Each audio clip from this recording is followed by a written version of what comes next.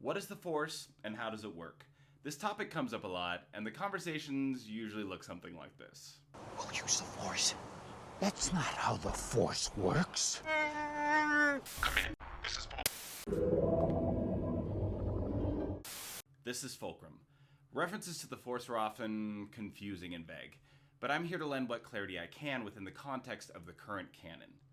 The very first time we hear more than a passing reference to the Force is from Obi-Wan Kenobi in A New Hope. The Force is what gives the Jedi his power. It's an energy field created by all living things. It surrounds us and penetrates us. It binds the galaxy together.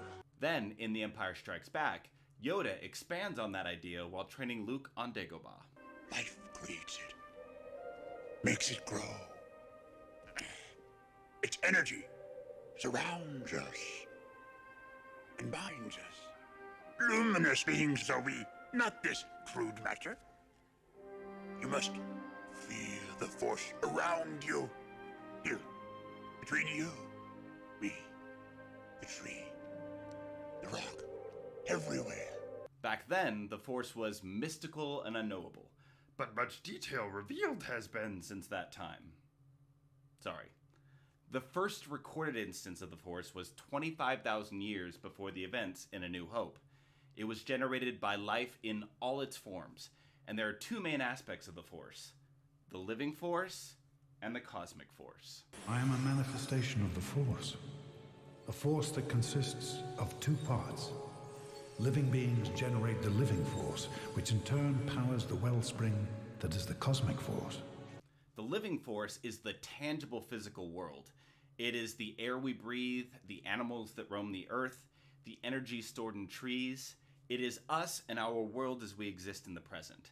And it is the battery that powers the cosmic Force. Now, if the living Force is the body, the cosmic Force is the soul of the universe. It transcends space and time and is the metaphysical web that binds everything together. All of the information surrounding the cosmic Force is purposefully vague and mystical. The lore is yet to be written, if it ever will be. Qui-Gon tells Yoda that the cosmic Force is what binds the galaxy together.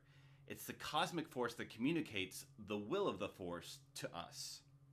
All energy from the living Force, from all things that have ever lived, feeds into the cosmic Force, binding everything and communicating to us through the midichlorians.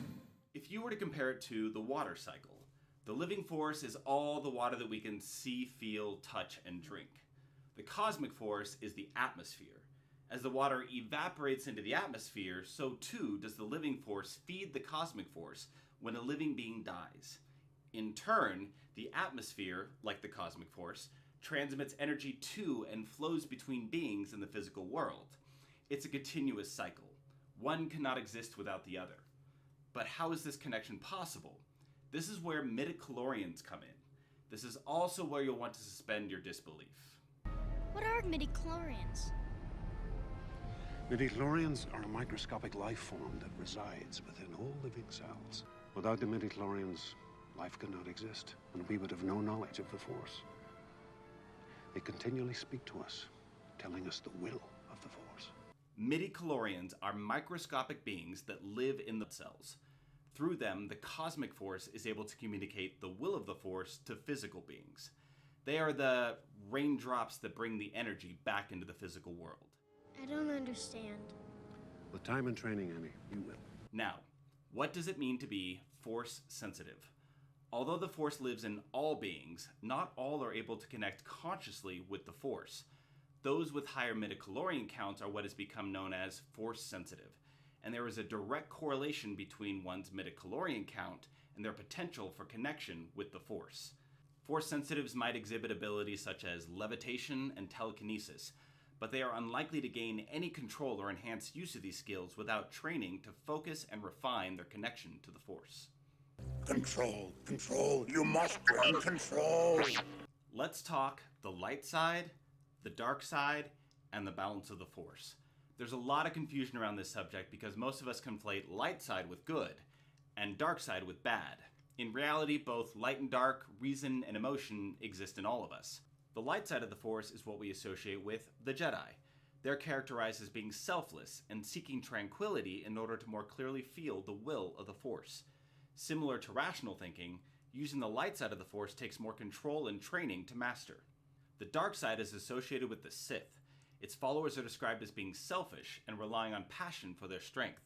Shortcuts such as heightened emotion can be powerful, but they lack control and can be more fickle. The quick access to power is the key component in the seductive nature of the dark side, and makes it extremely difficult to turn away from once in its grasp. Is the dark side stronger? No. But easier, more seductive. As tempting as it is to cast light and dark as good and evil, the living force relies on the existence of and the balance between both sides. What do you see? The island. Life. Death and decay that feeds new life. Warmth. Cold. Peace. Violence. And between it all, Balance. And energy. A force. Now that you have been initiated into the Force, you are ready to pass on what you have learned. There is much to explore about other aspects of the Force and its lore, but we'll get into that in future videos. Nothing more will I teach you today. Don't forget to like and subscribe. It is the will of the Force. Post your questions or topics you want me to cover in the comments, and remember, The Force will be with you, always. Fulcrum out.